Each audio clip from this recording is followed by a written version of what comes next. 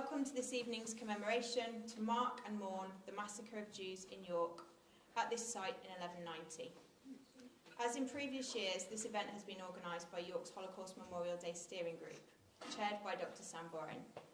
Those of you who've joined us here before will know that for several years the city has marked this event as part of our Holocaust Memorial Day programme. Holocaust Memorial Day is now an established act of commemoration when people from all over the world come together to remember the destruction and devastation caused by the Holocaust. This year, York embraced the theme for a better future through events that sought to commemorate the past, explore the continued persecutions of the present, and encourage positive actions that will make a difference in the future, especially important in a world that increasingly feels like it has not learnt from history. In a moment, I'll hand over to the Lord Mayor of York, Councillor Margaret to open the event. We will then hear from our keynote speaker, and we are very grateful to be able to welcome Dr. John Jenkins, Director of the Centre for Pilgrimage Studies at the University of York, who will speak about the events of 1190 and living with difference. We'll also be joined by Barbara Boyce, former Lord Mayor and member of our Holocaust Memorial Day Steering Group, who will reflect on the lessons of the Holocaust, urging people to challenge hateful language today and to support inclusivity. Jack Morris, also of York's Holocaust Memorial Day Steering Group, will then say the Mourners Kaddish, a hymn of praise to God found in Jewish prayer services. So thank you, and I'll now hand over to the Lord Mayor.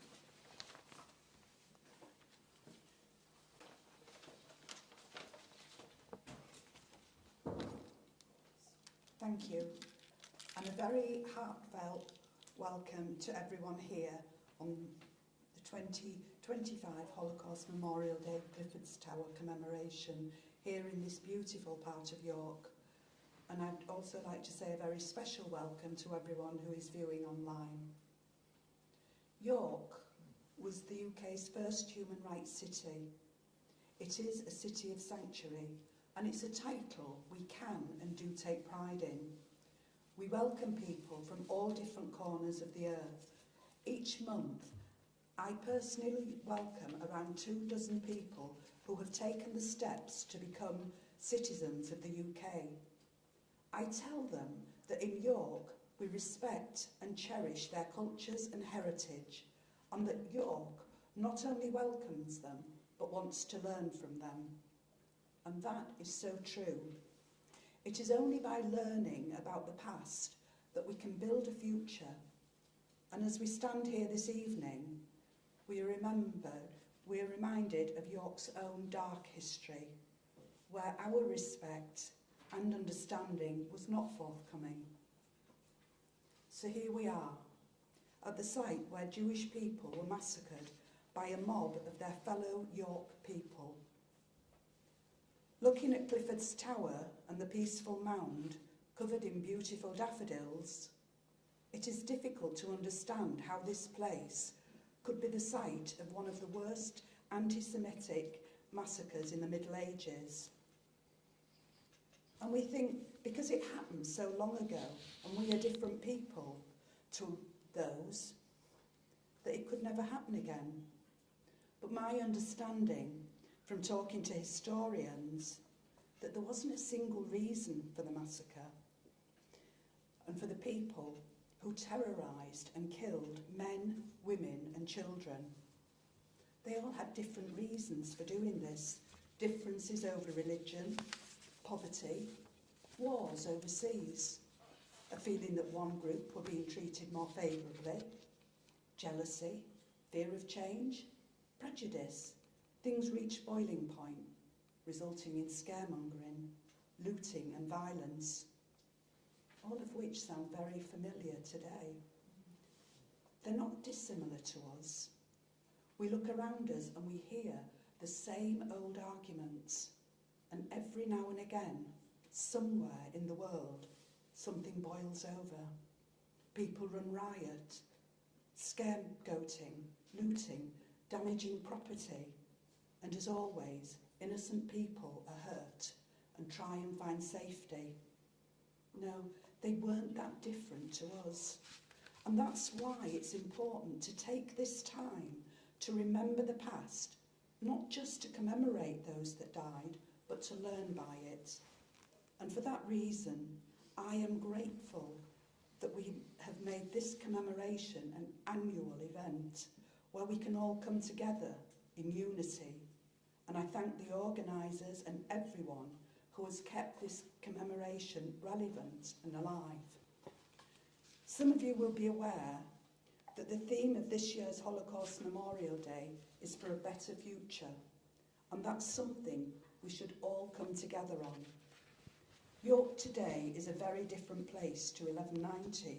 We are more tolerant, but it's a different place because of the work that some of our residents and leaders do. The York Interfaith Group goes a long way to showing we can respect each other's faith and build bridges to build a better future. I'm grateful for the welcome I have received from all our faith groups across the city and their open door policy and willingness to share with others. This breaks down barriers, helps prevent an us and them ideology. In fact, all our religious and political leaders in York have recognised that by acknowledging the past, we can promote unity and inclusion, and that's such an important step. But it's just the first step, and we need to build on this. And we can do that by teaching our children and grandchildren tolerance, understanding, and by keeping the stories of the innocent victims of Holocaust alive. And so, thank you everyone for coming here this evening to learn, to honour, to take time to remember and to help lay the foundations for the better future we owe people who have and still are suffering. To our brothers and sisters in this country and worldwide, and to ourselves and our children. So thank you very much for coming here, and I would now like to welcome Dr. John Jenkins from the University of York. Thank you.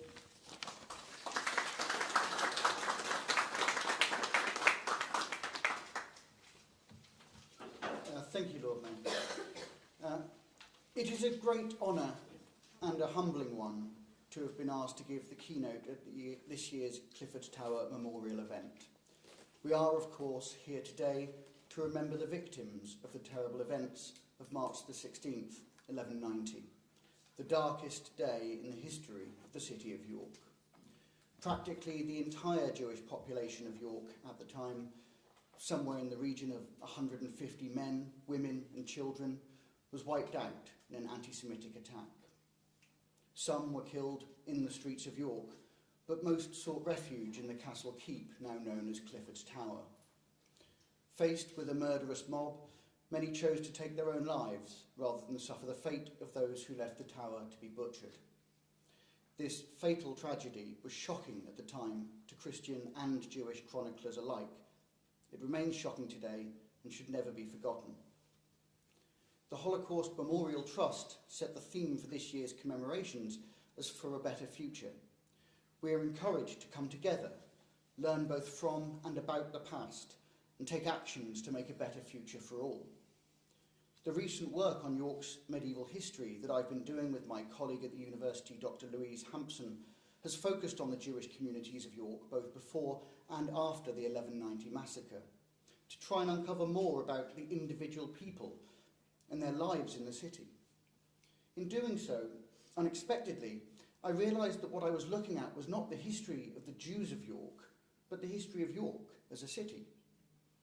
Without ever forgetting the tragedy of 1190 and the indelible mark that has left on the city, I want to show the great contribution that York's medieval Jewish community made to York, and how that contribution was appreciated and cherished by their Christian neighbours in the 13th century.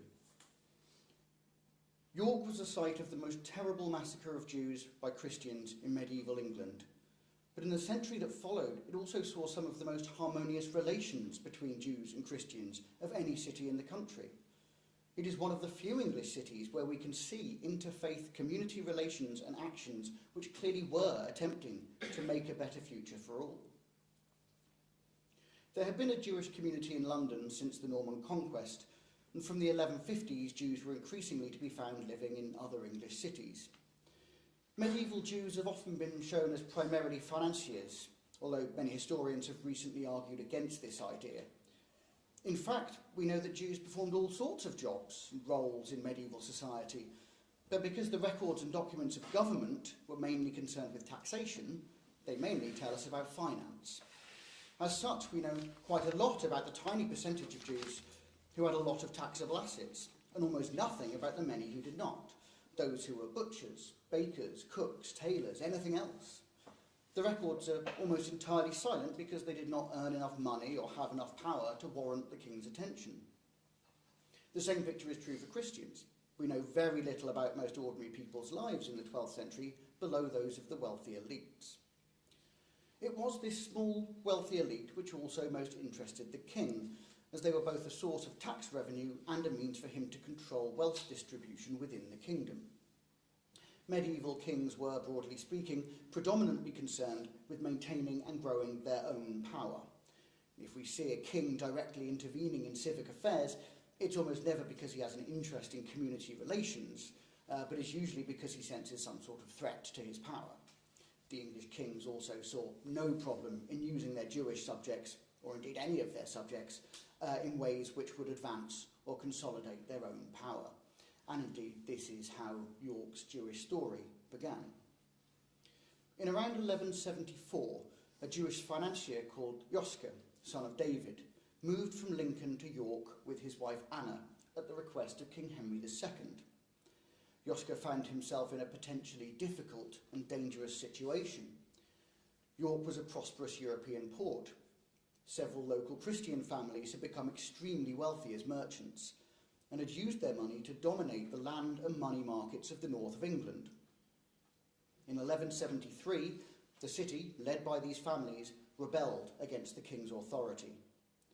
The rebellion failed, and the king heavily punished those involved.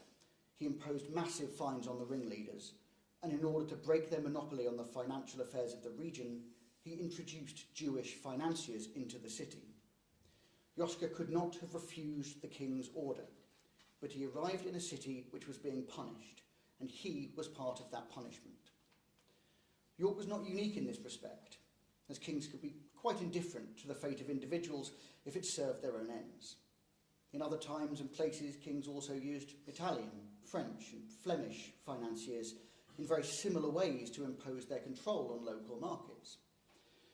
In a great many similar cases, as at York, this was a source of deep resentment, but this resentment was very rarely resulted in the supreme act of violence that we see at York in 1190. In York in the 1170s, it was common for the wealthier and more powerful citizens to live in large stone halls in walled courtyards set back from the street, surrounded by the dwellings of their family, servants and followers. This provided safety as well as communal facilities for things like cooking and washing, as well as perhaps a private chapel for those within the walls of the courtyard. When Yoska arrived in York, he purchased 2 adjacent large plots of land in order to build his own stone hall surrounded by smaller houses for his family, employees and others, along with the city's first synagogue. My research has been able to pinpoint the site of Yoska's hall on the site where the 1960s Stonebow building now stands. This substantial property, fronted onto Fossgate and pavement, ran down St Saviour Gate towards the church and had an undrained marsh at the back between its walls and the River Foss. The name Stonebow, which was applied to the site from the 13th century, probably refers to an arched stone gateway which gave access to Yoska's property, as ornate gateways were common features of such halls in York at the time. Shortly after Yoska and his family arrived, they were joined by another Jewish financier called Benedict, who may have come from Northampton. He established his own stone hall next to Yoska's on the corner of Collier Gate and St Saviour Gate, on a site that may have been even bigger, perhaps as much as an acre, and was similarly surrounded by the houses of his family and associates. So Yoska and Benedict lived side by side with their families, with the clerks and employees who administered their financial affairs, and the servants and associates who were provided for their daily lives, probably comprising most of the Jewish community in the city.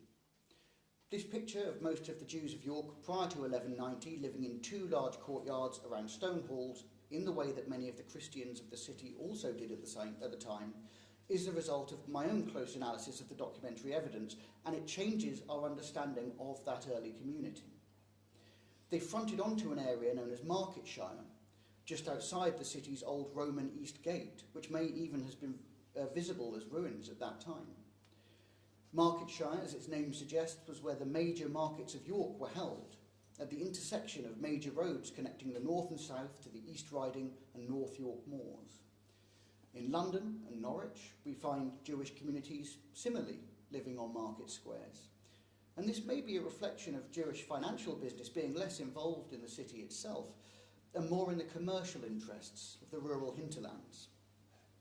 Joschka and Benedict seem to have had little involvement with York's European merchants, but were providing capital and underwriting land transactions in all the Yorkshire ridings and beyond, based in their halls at the eastern end of this hub of markets.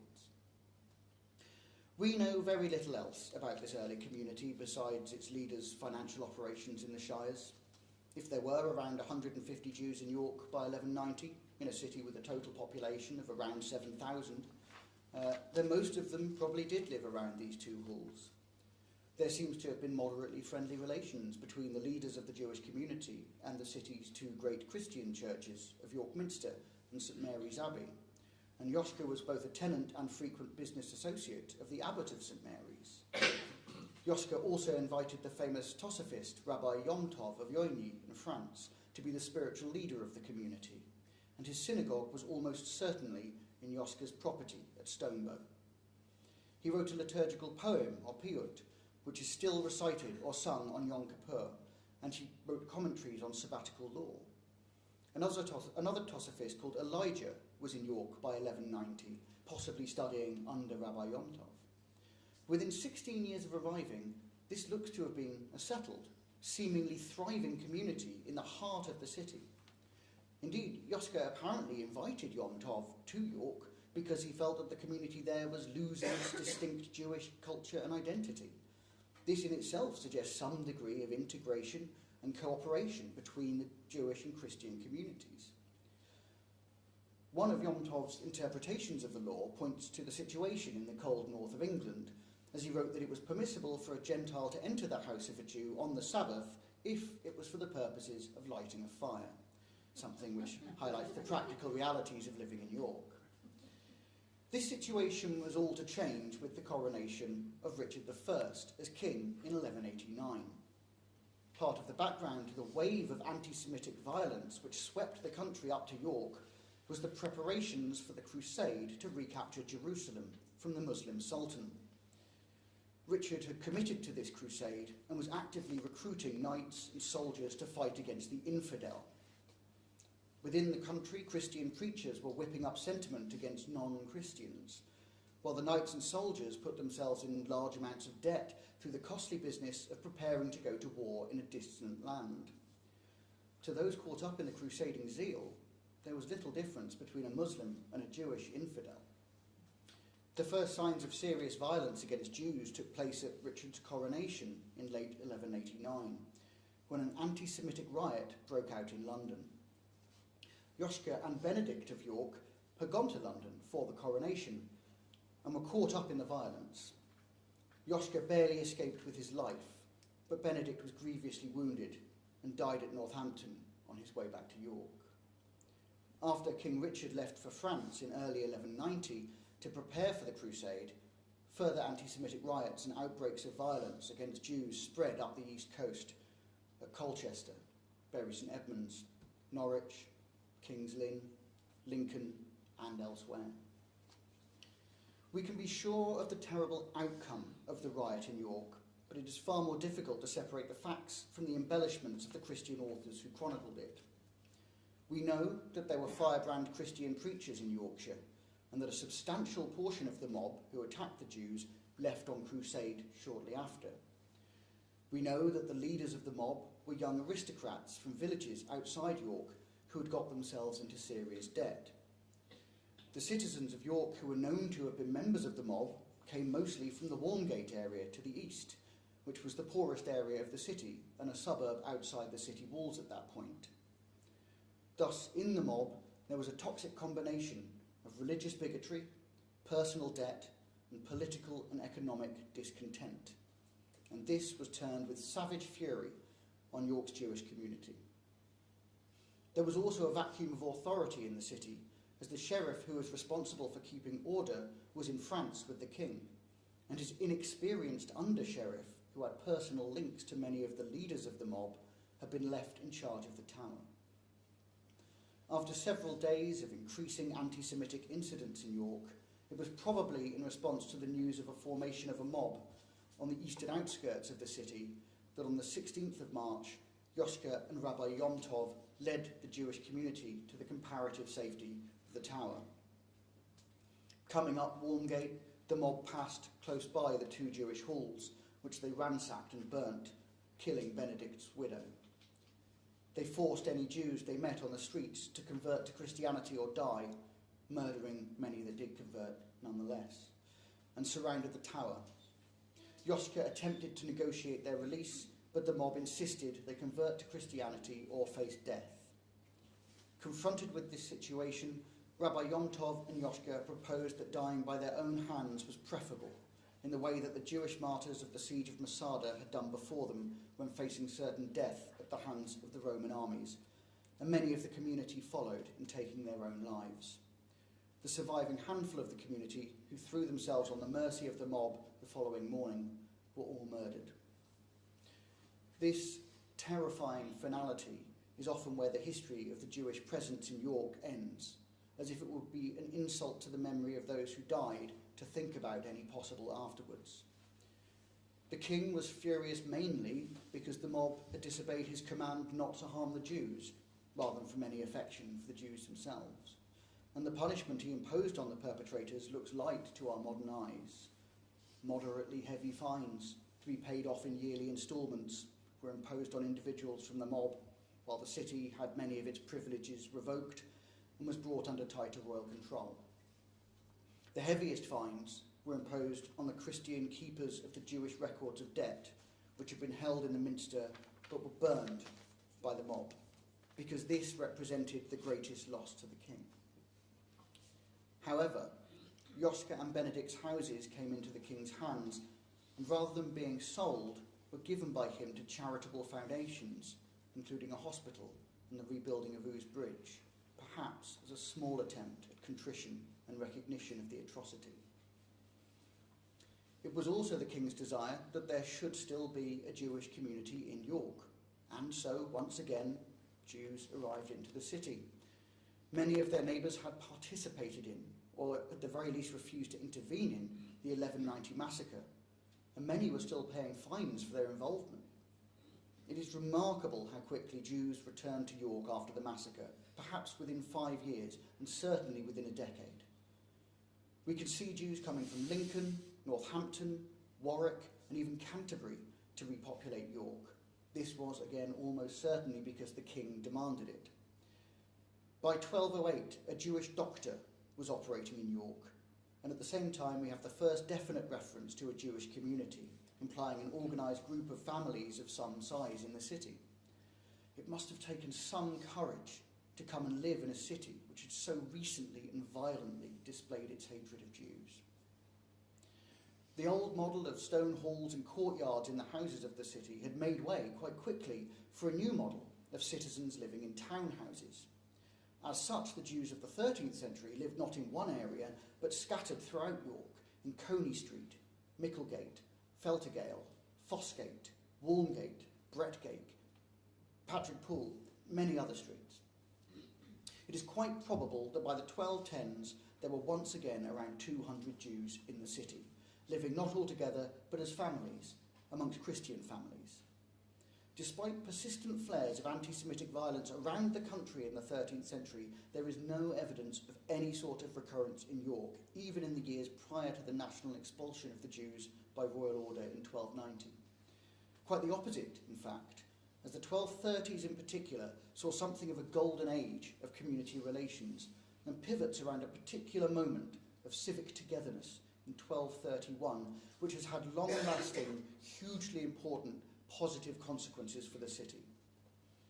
My own interest in this area was kindled by a document I found 2 years ago in Durham Cathedral archives, not previously known to historians.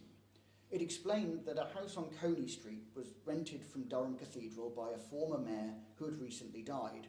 He had left the house mortgaged for far more than its value to two individuals, Aaron the Jew of York and John Romanus, Subdean of York Minster. The Dean of Chapter of Durham acknowledged that the debt had been forgiven in a major ceremony witnessed by the mayor and the chief citizens of York, and the charter was sealed with the seal of the city. Now, a medieval debt settlement may not seem that exciting, but the document actually shows far more than that. The house in question was on the site of what is now the Guildhall, York's ceremonial city hall. I have far more detailed evidence than I can go into here, I imagine that you'll want me to, but this house has been an extremely important site of civic meetings, or had at this point, in the 1231, had been an extremely important site of civic meetings for at least 70 years by the time of this charter, and had been owned by a series of York's most important citizens. There was no common city treasury at the time, so the citizen who owned the Guildhall house would mortgage it to raise capital for civic expenses. The two chief finances in the city in the time, were Aaron and John Romanus, and we see here that Christians, even Christian clergy, were also acting as prominent moneylenders. When the owner of the Guildhall died unexpectedly and in debt, the city council, under Mayor Hugh of Selby, saw the opportunity to obtain the house as common property. Aaron and John Romanus waived their debts, allowing this to happen. Historians previously knew that at some point the Guildhall had come out of this private ownership and into the hands of the city council, but we didn't know when or how. This document tells us when and how, the 8th of September 1231, through the forgiveness of the debts owed on it by Aaron and John Romanus. If the scenario I've outlined is correct, I argue quite strongly that in an article that it is, then Aaron, the head of the Jewish community in York in the 1230s, paid around half of the cost of the Guildhall's transferal to the city. Who was Aaron? He seems to have come from York from Lincoln in around 1210 and married Henna, the daughter of Leo Cohen, one of the other leading Jews of the city. He lived near his father-in-law on Coney Street in a two-storey townhouse where Next is now, behind which was the 13th century synagogue, not far from the Guildhall. He was a prominent financier and rose to become not only the leader of the York community, but the leader of the entire Jewish community of England, and by 1240 was said to have been the richest man in England after the king. Why did he help buy the Guildhall for the city? And why would the Subdean of York Minster pay the rest? Two other events at the same time hold the clue. Another charter we have from September 1231 concerns an extension to the Jewish burial ground, known in the later medieval period as Dewberry, just outside the city's walls at Layerthorpe, and now the site of a municipal car park by Sainsbury's. This charter is well known to historians, although I have now been able to date it far more precisely than previously to September 1231. In it, John Romanus granted to the Jewish community of York a plot of land as an extension to their sacred and ancient burial ground, in exchange for an unspecified sum of money. Again, this charter may not seem like much, but the list of attendees at the ceremony when it was granted shows it to have been a major civic event. The Dean and Chapter of York Minster were there, along with the Mayor, Hugh of Selby, and all the chief citizens, and the leading members of the Jewish community, along with many other Jews and Christians too numerous for the charter to name. Why was this grant of a few acres for the extension of a Jewish burial ground of such importance to the city's Christian community that it would become the focus of such a large-scale ceremony? A third piece of the puzzle, connecting these two charters on the Guildhall and burial ground, is John Romanus of York Minster, who, like Aaron of York and Hugh of Selby, appears prominently in both. John Romanus was an Italian who had been a canon at York Minster since the late 1190s. He had not been brought up in the anti-Semitic atmosphere of late 12th century England, but in Rome, where Jewish-Christian relations were far more friendly, and where Jewish customs and religious rights were protected by the Christian church and city authorities. Traditional Christian theology was clear that Jews could and should live alongside Christians in peace. It was only from the late 12th century that Christian ideas, particularly in England, were beginning to become far more hostile. Yet John Romanus was the most active and prominent Christian figure in York from around 1200 to his death in 1255, and he was promoting the long-standing idea that Jews and Christians could live in harmony. At the time of the charters concerning the Guildhall and the burial ground, John Romanus had his own project at the Minster. He was responsible for the rebuilding of the North Transept, which he funded himself with contributions in cash and kind from the leading citizens of York. The large window of clear glass, which is the focal point of the North Transept, was known in the 18th century as the Jewish window, but it has never been entirely clear why.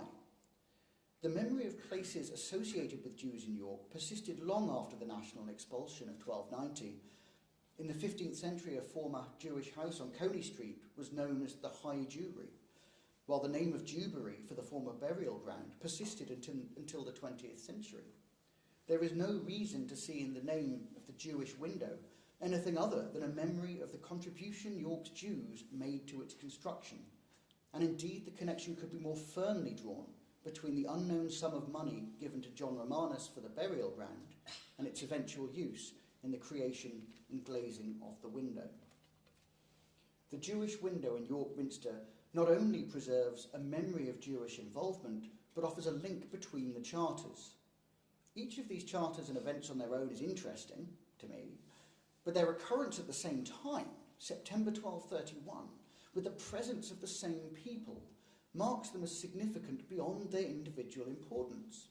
We can begin to see a three-way arrangement between the Christian civic community, the Jewish civic community, and York Minster, wherein each contributed to the others something to recognise their past, present and future place within the city. The mayor and city council were able to bring the Guildhall into the common ownership of the city, thanks to Aaron and John Romanus, giving them a permanent ceremonial and administrative space for the first time.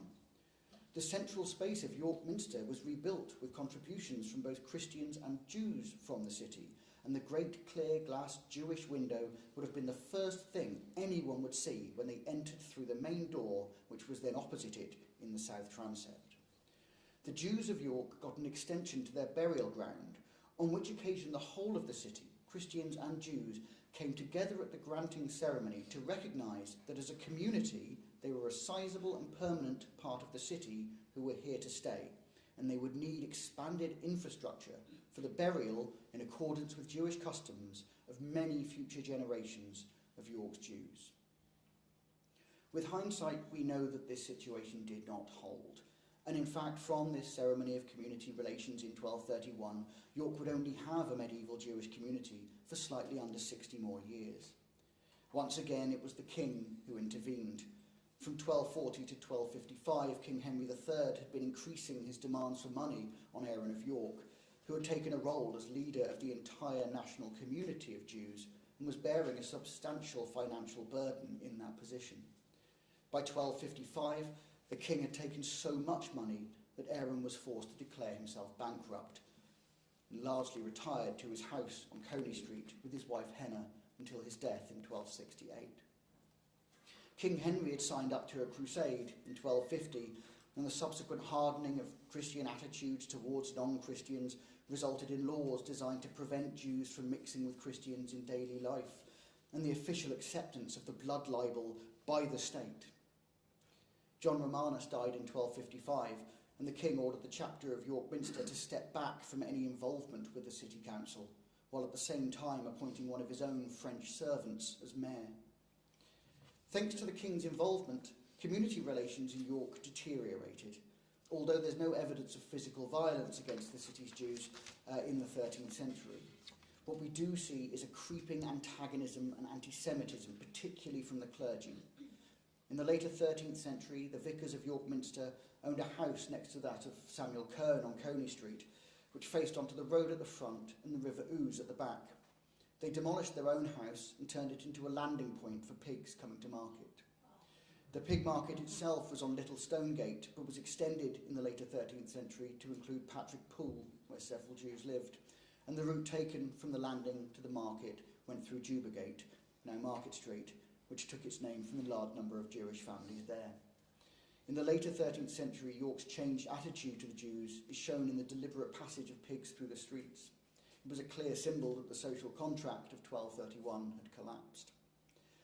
It is easy to look at the king's expulsion of all English Jews in 1290 and draw an inevitable, inexorable thread leading up to that point.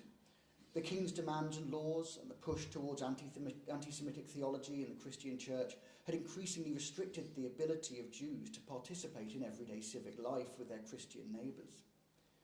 Yet once we start to look for instances and situations of closer ties of neighbourliness between Jews and Christians in medieval England, something more than just uneasy coexistence, we can see them everywhere. Anti-Semitic proclamations by what one historian, Dean Owen, calls shouty bishops, are sometimes read by historians as if they represent what everyone thought, rather than the angry tirades of isolated hardline clergy. One of my favourite examples of close community relations in the face of official attempts at division comes from Hereford in 1286, just 4 years before King Edward I expelled all the Jews from England.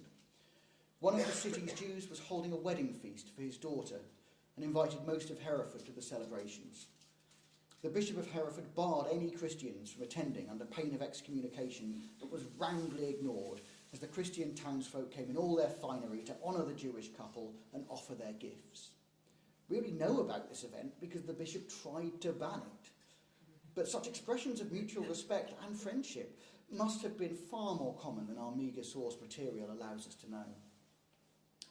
I've tried to focus on that high point of community relations in 1231 as something of a counterweight to the idea that Jews could not and did not participate in the medieval societies in which they lived. Jewish historians have been attempting for some time to highlight the positive contributions that Jews made to medieval society as a whole, and how Jews and Christians worked together in the pursuit of a better common future. Rather than take the proclamations of state and church authorities as evidence of widespread anti-Semitic opinion, closer analysis allows us to see that these were often responding directly to the self-interested demands of those bitter about their own economic situation, or who had been taken in by heinous lies about Jewish beliefs and behaviour, and the angry young men and shouty bishops clamouring for attention. One of the reasons often stated or implied in requests for Jews to be expelled from particular cities and towns was that when Christians saw Jews every day and interacted with them as neighbours, they grew comfortable with their presence and were more inclined to reach common ground. It has always been much easier to hate the idea of people than the people themselves. As a medieval historian, I am much more comfortable looking at the past than the future. Yet there are many ways, however small, in which our better understanding of the past can offer hope for a better future. In York alone, the work that I've been doing with my colleague and friend Dr. Louise Hampson, with Rabbi Elisheva Salama, with Howard Duckworth, with the Jewish community in York, with Rabbi Amnon Marmerstein and his community in North London, and many others, have been building a picture of York beyond 1190. An intensely localised research on particular houses and streets has allowed us to identify the places where Jews lived and worshipped, and suggests that we will be able to locate with accuracy many more Jewish houses within York. This has a lot of potential for the future, and we're continuing to develop major projects with this at its core. It helps us to mark the historic Jewish presence throughout the medieval city, the first step of which was the unveiling of a blue plaque on the site of Aaron of York's house, also the site of the 13th century synagogue, in September 2024. We've been developing walking tours of significant Jewish sites within the city, and my colleague Louise live-streamed a tour of Jewish York as part of the commemorations around this year's Clifford's Tower Memorial event. The project from which this has all grown was one called Street Life, which began in 2022 and focused on the proposed redevelopment of Coney Street. The project revealed far more about the medieval Jewish houses on the street than was previously known, to the extent that we were able to produce digital models of some of them, showing their relation to their Christian neighbours. In particular, there were 3 important townhouses of the early 13th century on Coney Street, belonging to Leo Cohen, now the site of Boots, the chemist, Aaron of York, where Next is now, and Yoska the Younger, now Waterstones. This whole area is slated for redevelopment, and knowing in advance where these houses were, and the site of the synagogue at Aaron's house, better informs the approach of the city's archaeologists when they're thinking about how to excavate around these sites, and how this history can be incorporated in the future development. Finally, I want to think to a particular date in the future, to the 8th of September 2031.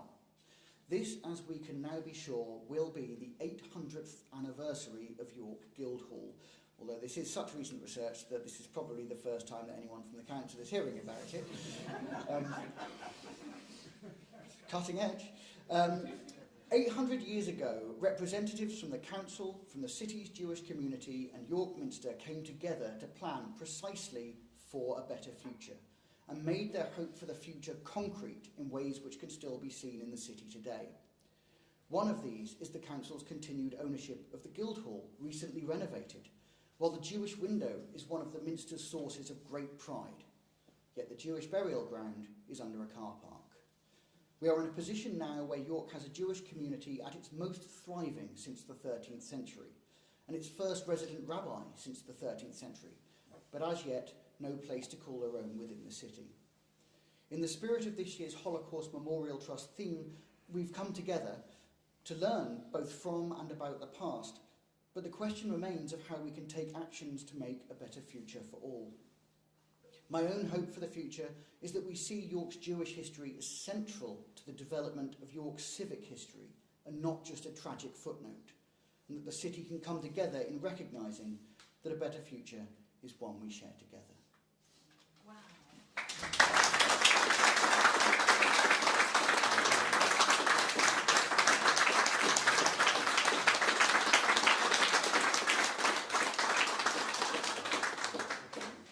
Thank you. I did also my delight to introduce the first piece of music that we'll be listening to this evening, which is Shostakovich's Piano Trio No. 2. Good evening, everybody. For those who don't know me, my name's Barbara, and I was a member of City of York Council for 10 years, and I was part of the decision to introduce the Holocaust Memorial Day commemoration. Now, being part of the team that plans this is my only remaining public duty, and it is very important to me. A few years ago, I was lucky enough to visit Poland and had the tour of the horrific remains of Auschwitz, and saw for myself the industrialised killing place which everyone has heard of, yet no one can be prepared for. I also visited the Museum of the History of Polish Jews in Warsaw. This details the rich civilization that developed over 1,000 years and, of course, ends with the attempted annihilation of the population. Now, I can't stop thinking about how much the atrocities of the past have such a modern resonance. In Germany in the 1930s, the Jewish people were held responsible for the country's problems, particularly the worsening economic situation. Now, in the UK, in the 2020s, the same kind of language is being heard about immigrants from a variety of places. When I was the Lord Mayor, I chose to support a refugee charity, Refugee Action York, and I did receive some low-level grumbles about it, and there were suggestions that it might affect the amount of money I raised. It didn't, I'm very pleased to say. However, that language used about immigrants has now become so much worse, full of hate and violence, with no empathy or compassion at all. A recent article in the York Press told how my former charity has been awarded funding in collaboration with others to improve support to people going through the immigration system.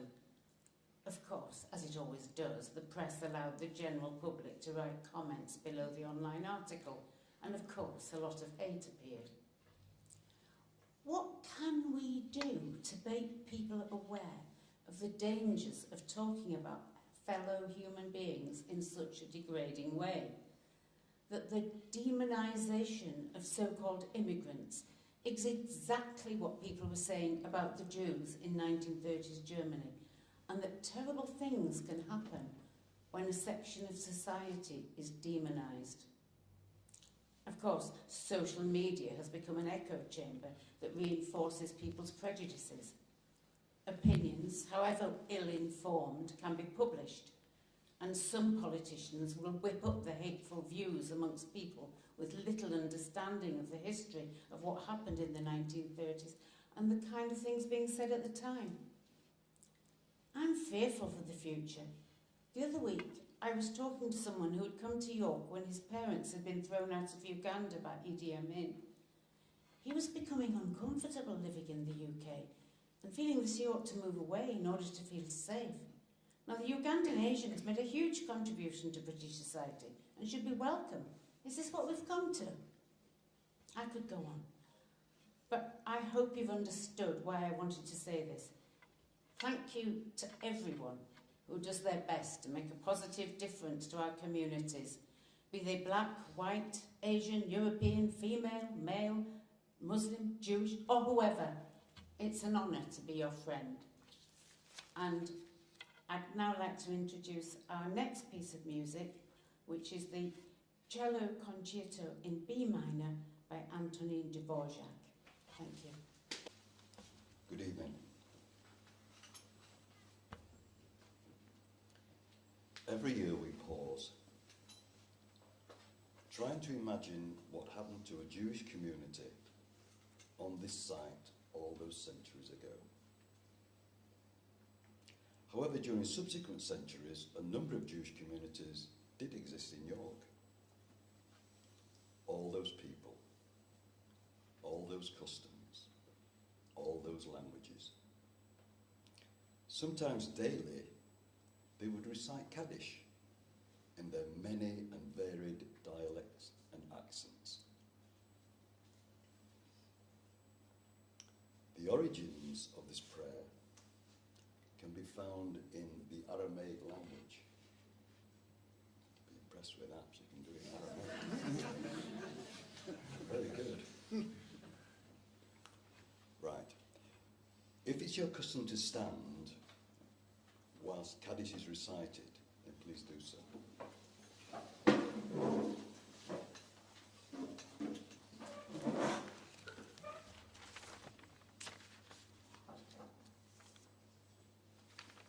That's what I'm going to do. Take some signing that word. Yigdal v'yikdash shemei rabbah. V'yalmad v'rech erutzei. Yamulich machusei. B'chayechonu v'meichonu v'chayedi kol beit Yisrael. B'galah v'zman kerib v'imeru. Amen. Yehei shmei rabbah v'rach li'olam v'olamei al-maya. Yitzbarach v'yishtabach v'yitpa'ah. V'yitromam v'tnatzei. V'tadar v'talel v'talav shmei kusha b'reichu. Le'ela min kol b'rechata v'shirata. Tush b'chata v'nechemata. Diamiram v'yalma v'imru. Amen. Yehei shalom rabba v'maya. V'chem aleinu v'yal kol Yisrael v'imru. Amen. Ose shalom bimromav. Hu yase shalom aleinu v'yal kol Yisrael v'imru. Amen. And that, please sit. Be seated. I'd now like to call on Sam Borin, Chair of York HMD. Hello everyone. You'll be glad to know that I'm the last thing on the programme. I'm just here really to say thank you. Of course, our first thank you must go to Dr. John Jenkins. For his absolutely wonderful talk. It is not often that I think I can put the words history and bombshell in the same sentence, but I think I heard one this evening and I'm extremely grateful to him for it. I would also like to thank the Lord Mayor. Thank you very much for your welcome at the beginning. And also Barbara for your talk, and also Jack for reading Kaddish.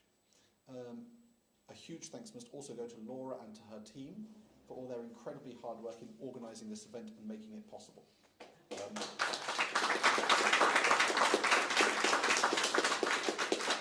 Lastly, thank you all for coming, including those of you attending online.